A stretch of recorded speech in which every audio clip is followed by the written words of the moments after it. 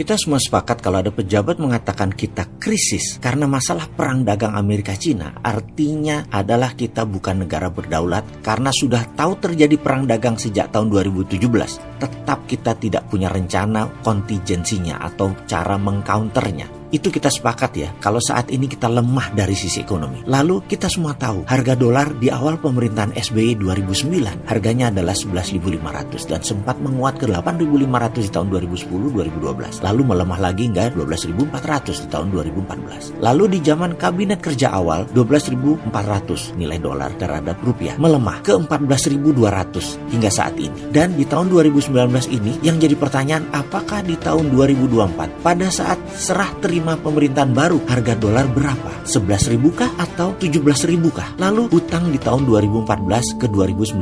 Kita semua tahu hutangnya berapa naiknya. Lalu di tahun 2024 kira-kira hutang lunas atau nambah lagi besar? Selama 10 tahun di bawah pemerintahan SBY, hutang Indonesia naik 1.300 triliun rupiah. Dan di zaman kabinet kerja, dalam 4 tahun saja hutang Indonesia nambah 1.800 triliun rupiah. Kita ulangi pertanyaannya. Di tahun 2024 hutang Indonesia mengecil atau bertambah? Kita rincikan lagi masalah yang harus kita hadapi. Bisnis di Indonesia sektor real itu drop 15%, terutama sektor fashion, lalu penjualan mobil, motor bekas, properti kelas menengah atas, hingga manufaktur. Buktinya salah satunya adalah penjualan Astra tahun ini turun 14% dibandingkan tahun lalu. Kemudian Cina mengalami kontraksi perdagangan hingga 30% sales mereka ke Amerika drop. Indonesia menjadi korban dumping barang-barang Cina. Sementara sisi ekspor komoditi tidak banyak terserap oleh Cina dari Indonesia. Di sisi lain, strategi Trump berhasil, ekonomi Amerika naik, pengangguran terendah dalam 10 tahun ini. Ditambah lagi Amerika berhasil menekan Huawei sehingga 5G tidak berhasil dipegang Cina mayoritasnya. 80% dibagi 4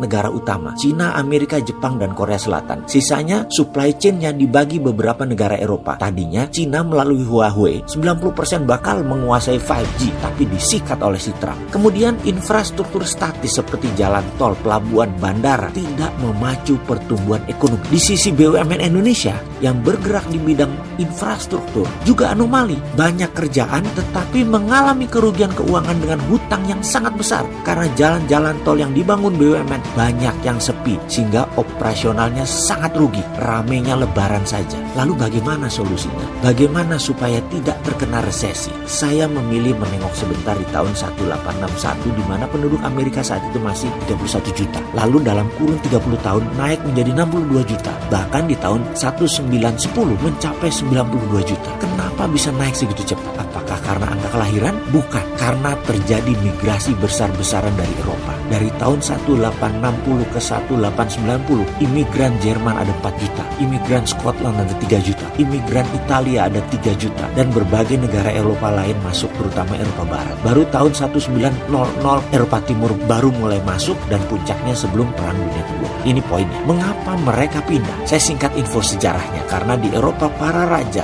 landlord, plutokrasi melarang kaum di luar bangsawan untuk kaya. Melarang semua manusia itu untuk sejahtera. Maka yang pindah kebanyakan adalah para inventor, para entrepreneur, orang-orang kreatif. Di Amerika semua orang boleh menciptakan apapun tanpa larangan. Dulu-duluan saja mengklaim hak paten. Anything possible in America. The home of the brave and the land of the free. Kata-kata itu membuat penemuan-penemuan ada di Amerika sangat cepat. Dan di tahun 1861 sampai 1961, dalam 100 tahun ada ribuan penemuan di Amerika karena bebasnya mereka berkarya. Dan kita tahu di Indonesia itu menemukan sesuatu, memulai sesuatu yang baru, merubah, mendistrap untuk menjadi sesuatu yang lebih baik, menjadi sesuatu yang lebih murah, menjadi sesuatu yang lebih cepat, lebih efisien. Itu sulitnya setengah mati. Hampir dikatakan tidak mungkin. Aturannya terlalu ketat, aturannya kaku, tidak bisa melakukan inovasi di Indonesia ini. Kebanyakan politikus berpikir negatif tentang bisnis, kebanyakan kepentingannya, dan sekali lagi politikus itu dibubarin aja kalau menghalangi ekonomi untuk maju. Cina dulu di tahun 1980 adalah negara imitating, copy,